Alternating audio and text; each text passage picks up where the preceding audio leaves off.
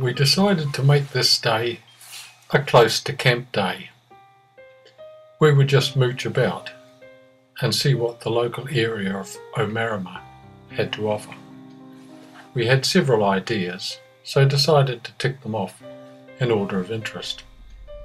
A thing to do folder in the motel mentioned Black Birch Road up the Ahuriri Valley, and that was first on our list. It was just a short drive towards Linda's Pass, then a turn-off on the right. Doc called it Ahuriri Conservation Park, and the Doc sign on the corner gives a good description of the area and what it offers visitors. Less than a kilometre from the corner, the valley narrows to a gorgy bit, then opens out to become a rough plain cut through by a number of tributaries flowing to the Safari-Ahuriri River.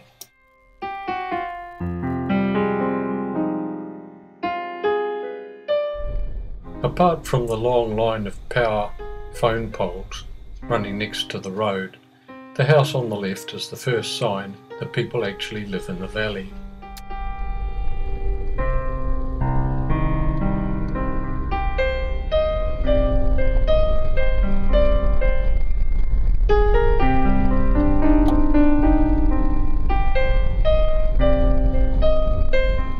Although gravel, the road here is excellent to drive on, and as we drift up the valley, we come across a number of dock information boards directing the public to walking tracks or indicating access to the river.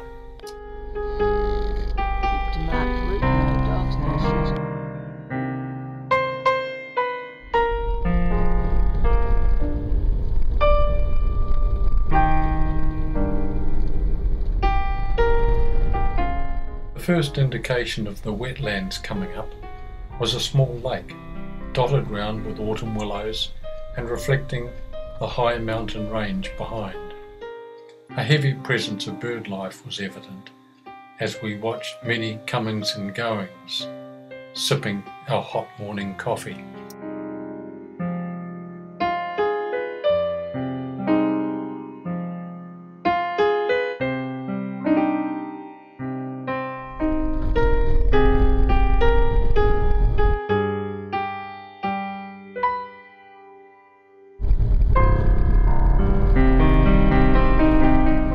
A further half-kilometre up the valley road brings one to a display of more Department of Conservation information boards that supply a geological history of the wetlands and the many species of bird life and plant life they support.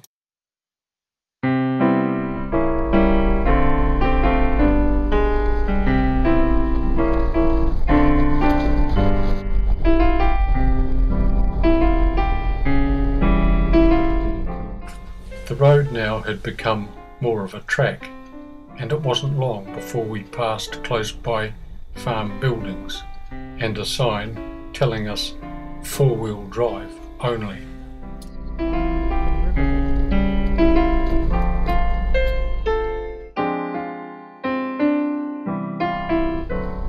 It was obvious from the conditions of parts of this access track that the area had suffered from unusually heavy rain over the last winter and spring. In a number of places there were heavy rock-strewn washouts and a lot of surface water present.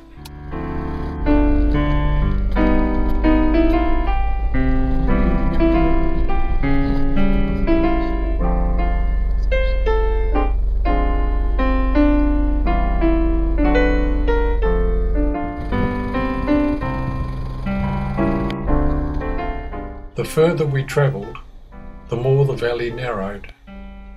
Beech forest began to appear. First it was in small remnants, then later covering the whole of the valley sides to the height of the snowtops.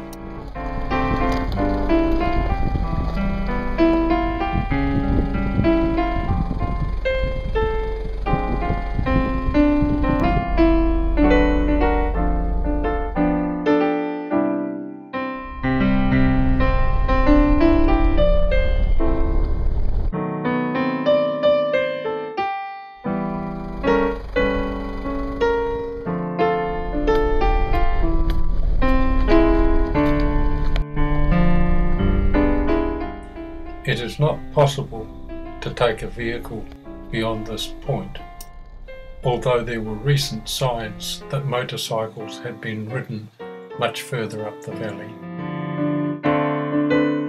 The information board informed us that Canyon Creek was a little under half an hour's walk.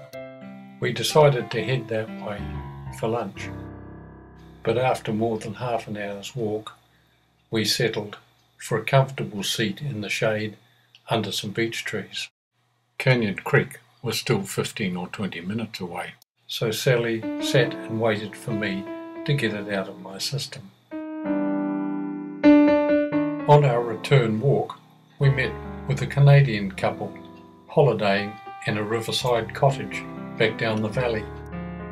Just in the country for a week or two, and found their accommodation on the internet.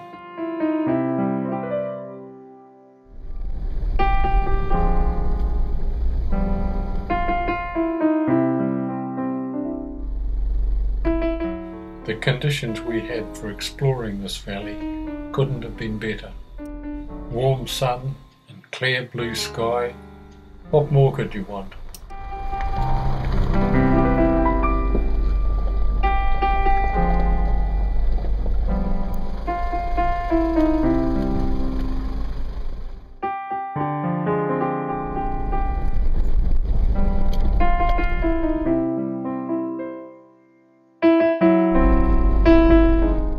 As we approached the old homestead and farm buildings at the beginning of the four-wheel drive track, we noticed a clear spring issuing from below the road, and huge quantities of the most beautiful, lush watercress. Unfortunately, because of the swampy nature of the land, it was just too difficult to access.